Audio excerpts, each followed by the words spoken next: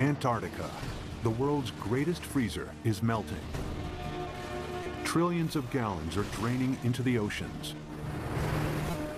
Sea levels are rising.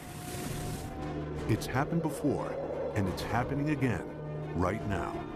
It's not a question of will sea level rise a large amount. It's only a question of how fast that will occur.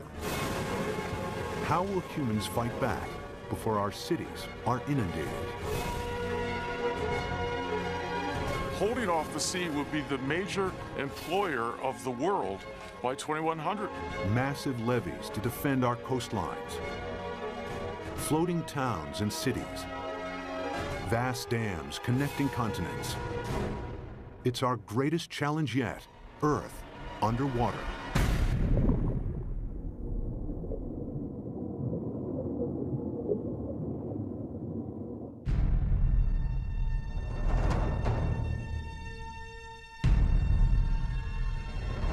This is New York in the 24th century. Sea levels have risen by 120 feet. Manhattan is flooded. What could cause such a terrifying scenario?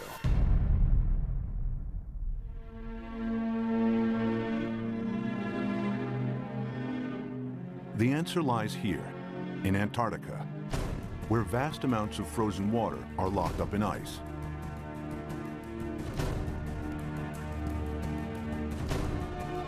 Some of Antarctica's ice sheets are more than 2 miles thick. If melted, this ice would dramatically raise sea levels. And the melting has already started. Taxi Jackson, please.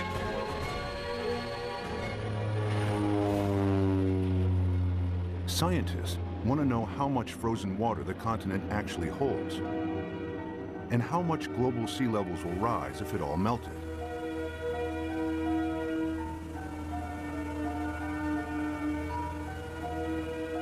Specially equipped aircraft send radar beams deep into the ice, which reflect off the bedrock and measure the depth of the ice sheet.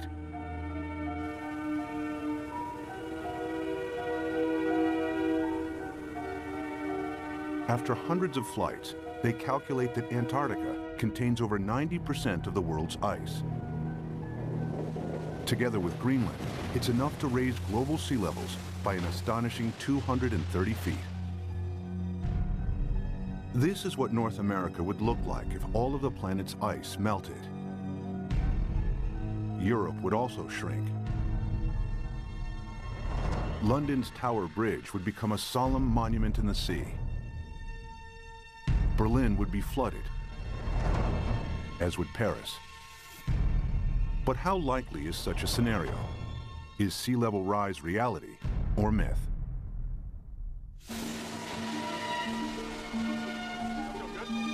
Professor Peter Ward is a paleontologist and astrobiologist. He's written extensively on the history of life on Earth.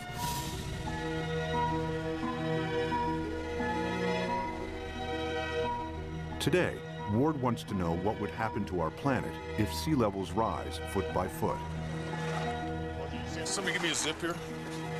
The journey begins in the Florida Keys, a chain of islands south of Miami.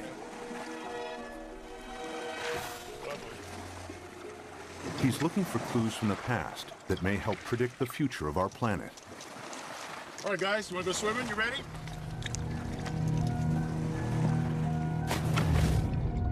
Just a few feet below sea level are banks of coral that have been at this location for over 4,000 years.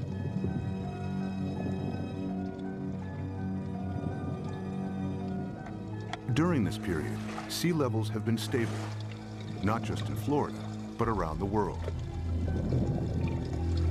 Let's go swimming with me. Come on, boys. But it hasn't always been like this.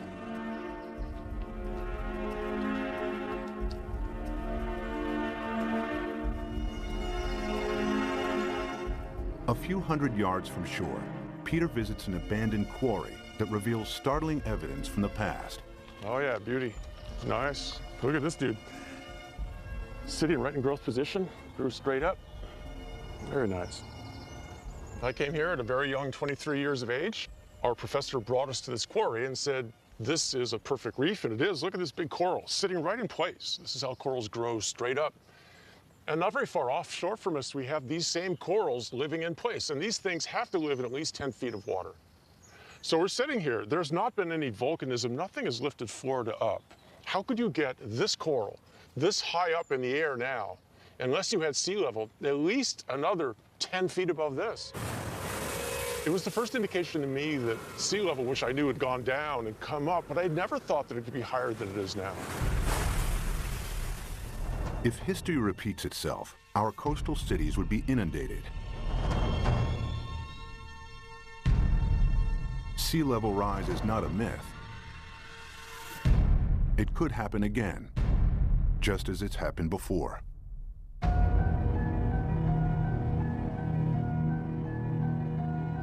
The beginning of the most recent ice age was 70,000 years ago. The ice sheets expanded, the planet's landmass grew, and sea levels fell. Then temperatures rose again. The ice receded. Sea levels climbed and eventually settled at today's coastlines. But global temperatures are on the rise again. This time from humans burning huge amounts of fossil fuels. They produce CO2 and other greenhouse gases that heat up our atmosphere. Whenever global temperatures rise, sea levels follow. We have emitted so much carbon dioxide that the amount of carbon dioxide in our atmosphere has increased by about 1/3 in the last 100 years, and it is now higher than any time since at least 1 million years. We expect about 3, 4, even 5 degrees centigrade warming in this century. The warmer it gets, the faster the sea level rises. That means sea level rise will get faster and faster as we heat up the planet more. Of course, predicting future sea level rise is difficult, as the planet has never before experienced the dramatic increase in CO2 of the last 100 years. But Professor Rahmstorf's climate model predicts a maximum 6-foot sea level rise this century as higher temperatures kick in.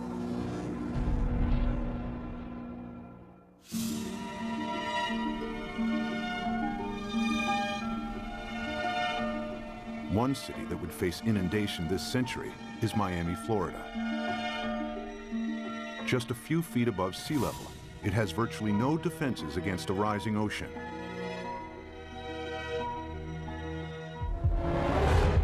After 1 foot of sea level rise, these beaches would be regularly flooded at high tide. After 2 feet, many roads would be submerged.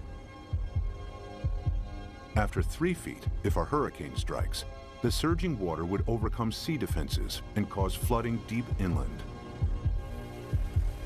Much of the region's coastal real estate would be ruined. We are looking at millions and millions and millions of dollars of real estate here.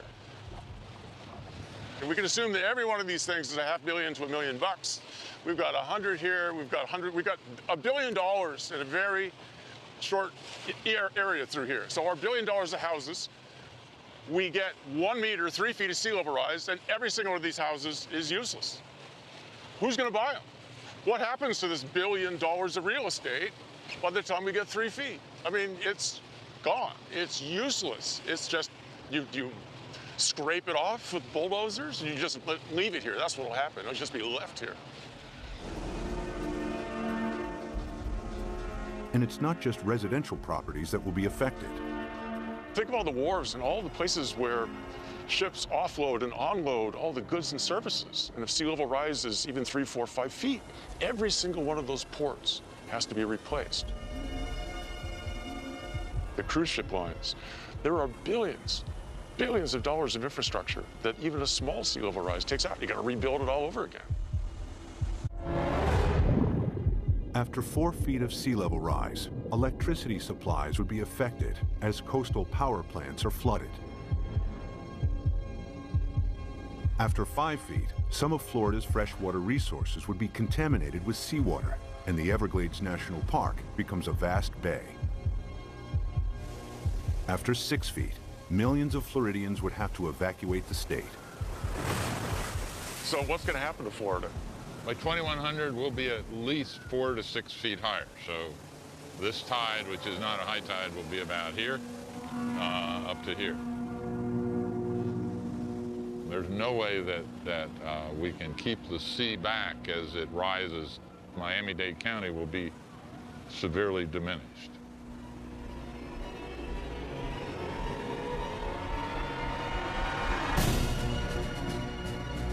By 2100, after 6 feet of sea level rise, Miami would look like this. There's no way to prepare for this. You can't put levees around the kind of sea level rises we're in for. We're a city that's only a little over 100 years old. We became a town, incorporated town in 1896, so we're not that old. But we may not make it for the next 100 years. The only way to prevent Miami from flooding would be to construct a vastly expensive system of levees surrounding the city.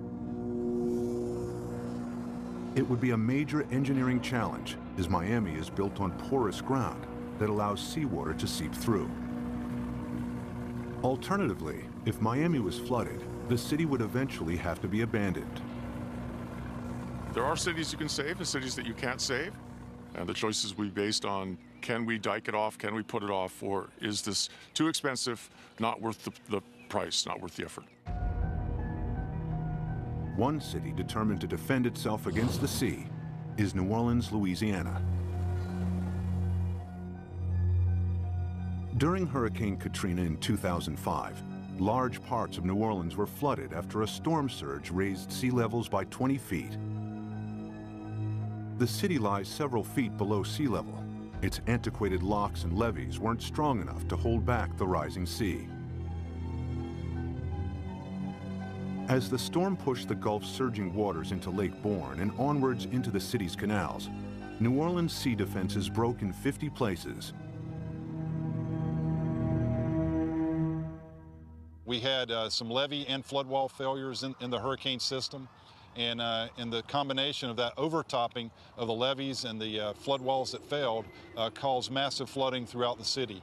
About 80% of the city of New Orleans was flooded following Hurricane Katrina.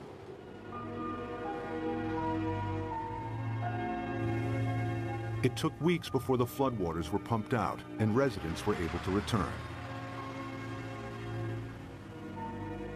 Among them were Victory Wallace Taylor and her son Peter, who returned home to a badly damaged house. The flood was very bad. They wouldn't let us come and see about our house. It damaged my heart a little bit because I'm afraid for the flood. Like if the flood come in again, I don't know what to do because I think I might panic this time. I don't know. It is a hard pill to swallow, you see.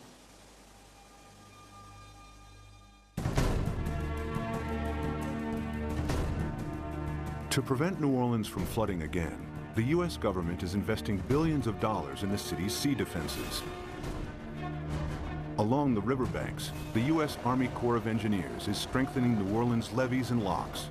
Their work here provides future insight into the kinds of construction that may be needed to protect coastal cities around the world against rising sea levels. We learned a lot of key lessons, and some of the key lessons learned were incorporated into the designs for the Greater New Orleans Hurricane Storm Damage Risk Reduction System. And that system is a series of many different aspects. It has flood walls, it has pump stations, it has levees. There's the series that we call the multiple lines of defense. New Orleans' defense takes a unique approach against the rising water by confronting the enemy itself. The flood surge that broke its sea defenses approached the city from Lake Borgne, a lagoon east of New Orleans. It's here where the U.S. Army Corps of Engineers is focusing its efforts. What we've done now is we moved the defense of the city out. We're about 12 miles from downtown, about 8 miles away from the 9th Ward, which is flooded. We moved the protection from downtown, the heart of the city, left it in there, improved it. We've moved all the way out here, 8 miles out to the edge of Lake Borgne, where we now have this brand new structure which works as a primary line of defense. New Orleans is made up of the best topsoil from the United States that came down the Mississippi River and built up down here. However, back in graduate school, the whole idea was the better it is to grow something on, the worse it is to build on. Well, this is the topsoil of the nation down here, so it's the worst possible stuff to build in. What you see behind me is the Hawken.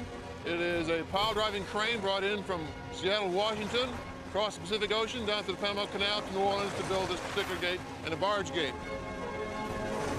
And what we've had to do is go down 60 feet through the newer material down to the old Pleistocene clay, and that is our basis. So the main wall itself goes down to minus 130 feet, and the batter piles that brace it are down to 190 feet. All tall buildings in New Orleans, the dome, everything is based upon piles. The new seawall also has to allow ships to pass through. Dry cofferdams are put in place to construct barge and sector gates. The concrete is poured, the dams are flooded, and the gates can be completed.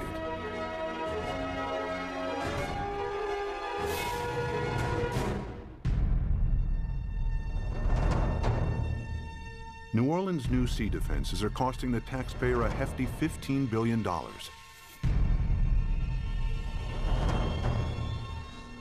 But their design only accounts for storm surges that build from sea levels today.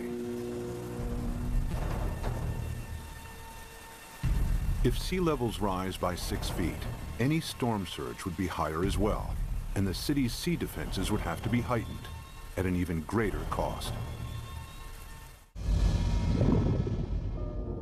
Not every country can afford to spend billions on sea defenses.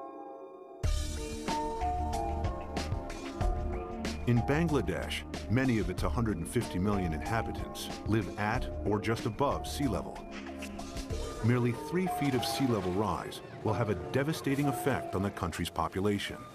Turns out the area of the world that would be most vulnerable to sea level rise would be Asia. The rice-growing river deltas in Asia, they're very close to sea level. Even a modest 3-foot rise would put half the rice land in Bangladesh underwater.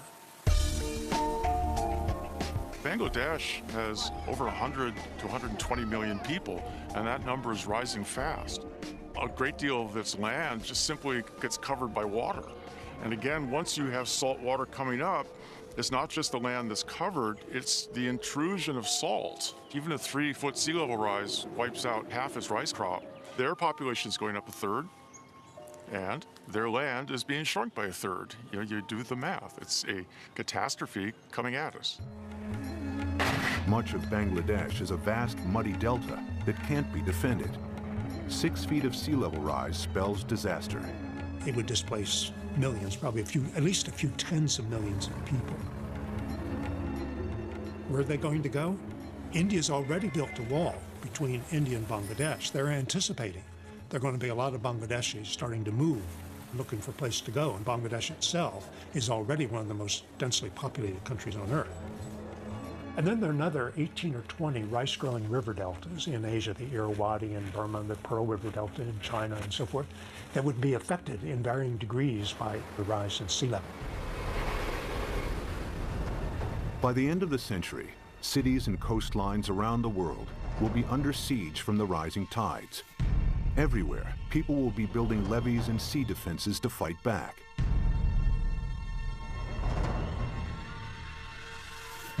But sea level rise won't stop at 6 feet. They're likely to rise at an even faster rate. As the predicted melt of Greenland and Antarctica accelerates, exposed cities may not have time to build new sea defenses. Clues about the speed of future sea level rise are found during the time of the last ice age. As global temperatures rose, the planet's ice sheets melted into the sea. Sea levels increased by a staggering 390 feet until they settled at today's levels. How fast did this happen? The answer may help predict how quickly sea levels could rise in the next century, and how much time we have to defend our coasts. Professor Rick Mortlock is one of the world's leading experts on past sea level rise.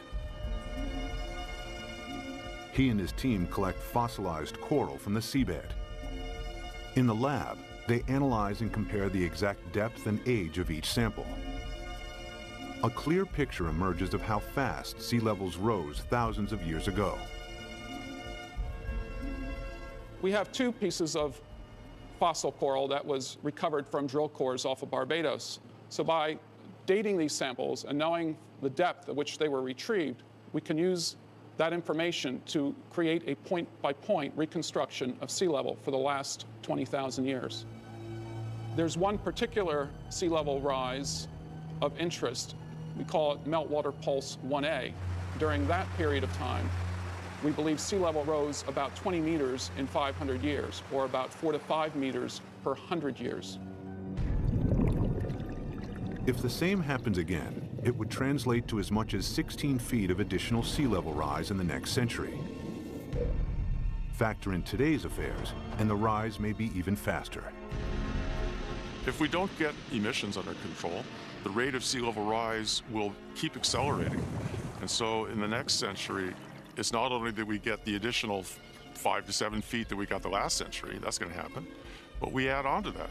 So now we're looking by 2200, probably at least 15 feet above, and probably 20. By 2100, the cities will know that they are doomed. The coastal cities, anyway. If the oceans rose with accelerating speed, the planet's most exposed cities may not have time to build adequate sea defenses. Sea levels would rise by 16 feet per century. New Orleans could flood, followed by Miami. Miami's the worst off, and New Orleans, those are two cities that will have to be abandoned, I imagine. As southern Florida is lost to the sea, other coastal regions will also struggle to hold back the tides. Among them is the San Francisco Bay Area, with its 7.5 million people. The San Francisco Bay Area is particularly vulnerable to sea level rise because of our history. Although the bay is big, it's very shallow. 2/3 of it was less than 12 feet deep. So lots of it was filled and reclaimed. We're standing here on reclaimed land, and all of downtown San Francisco, the financial district, is on reclaimed land. We've already seen 7 inches of sea level rise in the bay over the past century. We know this because the longest continuously operating tide gauge in America is at the Golden Gate. So we have 154 years of data. We're just now beginning to realize with accelerated sea level rise, we're going to have to prepare and have a new plan for how we deal with it in the Bay Area. If sea levels rose by an additional 16 feet per century, hundreds of thousands of people would lose their homes in the Bay Area.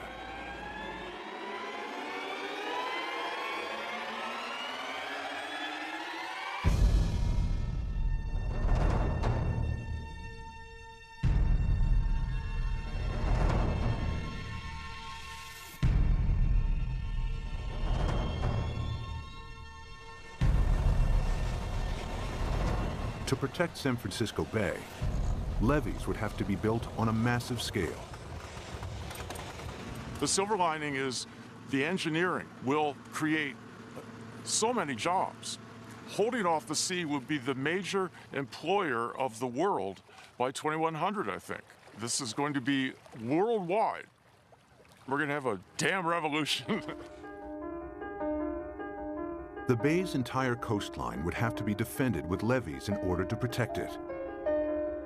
But in the east, the Sacramento-San Joaquin Delta would remain vulnerable because it's at or below sea level. The Delta has some of America's most fertile farmland. The most important part is food. It's unbelievable the proportion of human food that comes from land that is at sea level, not necessarily right next to the sea, but at an elevation that will be impacted by sea level rising. Sea level rises a little, all those fields next to it, even if they're not covered by the sea, are rendered useless for human crops by the sea. If the Delta and its farmland were lost to the sea, California's food supply would be in jeopardy. The Delta is also one of the main sources of fresh water on the American West Coast. This is the hub of California's water supply. 26 million people drink water that comes from this estuary. It's just a huge number. 2/3 of the population of California gets water from this estuary. If you raise sea level even a foot, which in our mind isn't all, as geologists, that doesn't seem like much, yeah, but that's common, yeah. If you raise sea level a foot, the work that we've done suggests that you will salt up this end of the delta, even if the levees all stay together, even if they don't fail. If sea levels rise by 6 feet this century, local rivers will be contaminated with salt, and California's main fresh water supply will be lost. In the next century, after an additional 16 feet, the entire delta will be claimed by the sea.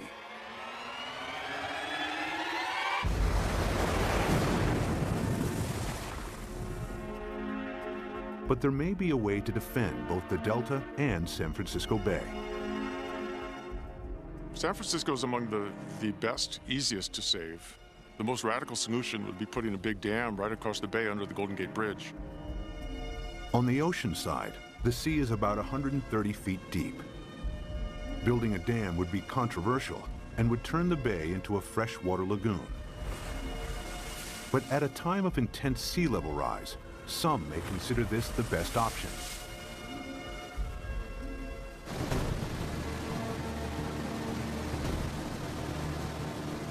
Using cutting-edge technology, huge dredgers could pick up sand from the seabed nearby and deposit it as the dam's foundation.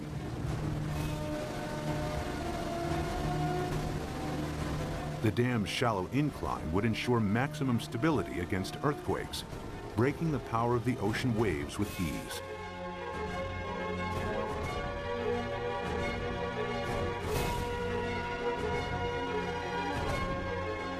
Vast pipes and pumps would be installed to keep the bay's river water flowing out to sea.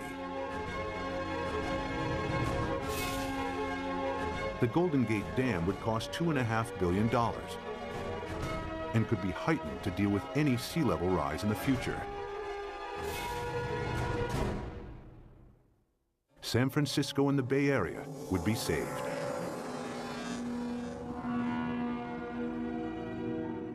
One region that may benefit from the U.S.'s sea defenses is the Mediterranean. It's flanked by countries both rich and poor that have thousands of years of history. The Mediterranean has a unique feature, a narrowing at its mouth. The Straits of Gibraltar are between 10 and 20 miles wide, stretching from southern Spain to Africa. A dam could keep the rising water of the Atlantic separate from the Mediterranean. There's been a plan since World War II, for instance, to put a dam between the Rock of Gibraltar and Morocco on the African side. A dam big enough that sea level rise does not affect the Mediterranean. But building a dam here has one major drawback. Every year, the Mediterranean loses 2 feet of sea level through evaporation that is compensated by the inflow of water from the Atlantic.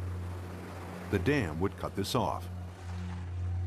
In the case that you build a dam in the Gibraltar Straits, there will not be the flow of water from the Atlantic. So in the case that you cut the flow, so there will be a evaporation, there will not be compensation, and there will be a permanent drop of the water level.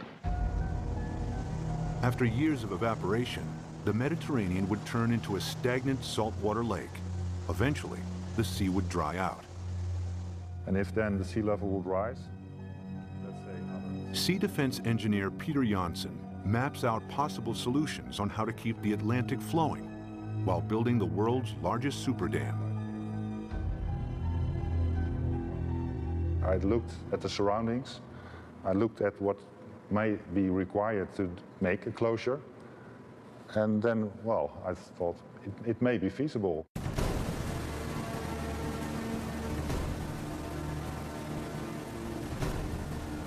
One of Janssen's solutions is to use the same building techniques applied to the Golden Gates. The dam would be 20 miles long and tower 1,250 feet above the seabed. the same height as the Empire State Building.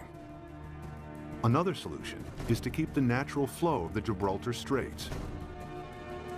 Huge amounts of Atlantic surface water will flow into the Mediterranean. At a much lower depth, some of the Med's saltier water will be pumped back out again, keeping the sea's salt and sea level stable. The world's greatest super dam would cost $275 billion. The total cost related to what may be the impact for all the cities around the Mediterranean, it seems acceptable. It may be a solution. The Gibraltar Dam would be the world's largest man-made structure, using enough rock to build 1,000 Great Pyramids. Although the dam would cut off the migration of marine life between the Med and the Atlantic, it would save the entire Mediterranean coastline from flooding. It's certainly technologically possible. The old cradle of civilization becomes really the center of civilization. They would be the last coastal cities never affected by sea level rising.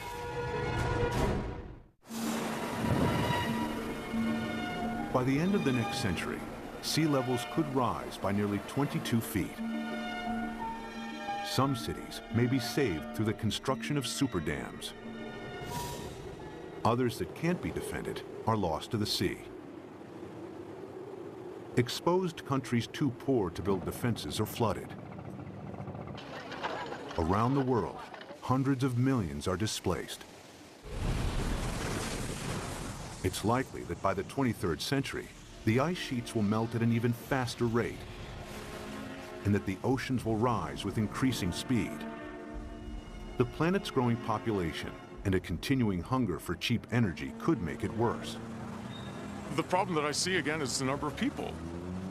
Every new person is going to want housing. Every new person is going to need food, obviously, and want transportation. Let's say that all of us cut our gas emissions. So 6.5 billion of us cut down by a third all our usage, and then we raise the population by a third. All those new people are just adding back to what we've cut away. Some scientists believe that our CO2 levels could quadruple over the next centuries. It would mean reaching CO2 levels last seen over 50 million years ago, when there was no ice on the planet and when sea levels were more than 230 feet higher than today. In the worst case, if we are so foolish as to burn all the fossil fuels so that carbon dioxide increases to more than 1,000 parts per million, then there's no question we will melt all the ice on the planet, which would mean a 75-meter or almost 250-foot rise in sea level. It's not millennia. It's not going to take thousands of years. The forcing of humans is so large that it will do the whole job within a timescale of centuries, I believe. This is the worst-case scenario. CO2 levels triple, global temperatures dramatically increase, and the Antarctic rapidly melts. The world's coastlines are eroded as sea levels rise by an additional 50 feet by the end of the 23rd century. One rich city that would struggle to defend itself is London, Western Europe's largest metropolis. Its main river, the Thames, is tidal, and water levels vary by up to 22 feet. The Thames barrier defends the city against storm surges from the sea. If a tide is unusually high, the barrier closes its gates, and inner London is protected. If sea levels rise by 6 feet, the barrier would have to be replaced by a huge seawall upstream. But if they rise by 50 feet per century, there may not be enough time to build adequate sea defenses. It would be a disastrous situation. It would mean you simply can't inhabit the coastal areas because you will have a continually changing sea level. So we really do not want to go down that path. If CO2 continues to increase at a growing rate, 50 feet of sea level rise per century is a distinct possibility. The swiftly rising oceans would bypass any new seawalls. London and large parts of England would be flooded within a few centuries. The worst case scenario is when we have maybe 4 to 6 feet within a decade. That's not the kind of thing where you sort of sell your houses and say it's going to be okay. But you're trying to get out of there without drowning. It's going to challenge the existence of civilization. One of London's most famous landmarks, the Tower Bridge, would become a somber outpost in the sea. I mean, there would be a degree of panic that we cannot imagine as each country tried to figure out how it somehow could survive. Rising oceans would seep underneath obsolete levees or breach areas where there wasn't the time or money to strengthen seawalls. The rapidly rising sea levels would soon overwhelm large parts of continental Europe. By the time all of the Antarctic's ice has melted, Denmark, the Netherlands, and large parts of northern Germany and France will be lost. Significant sea level rise may turn Berlin into a coastal town within centuries. Another 100 years, and the city would be lost to the sea. The rising sea would creep up the River Seine and find its way to Paris. With an elevation of 115 feet, the French capital would be vulnerable to sea level rise. After all of the planet's ice is melted, it will flood.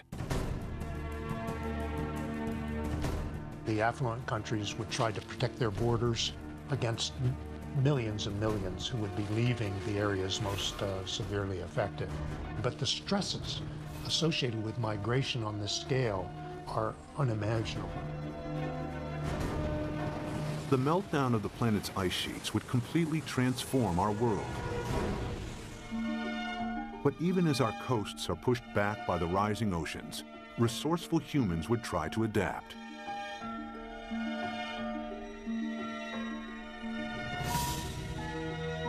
There are already plans to rescue New York.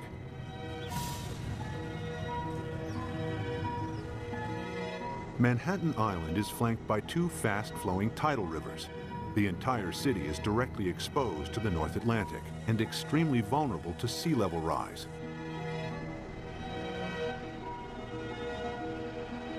Professor Malcolm Bowman is an oceanographer and expert on the effects of sea level rise in New York.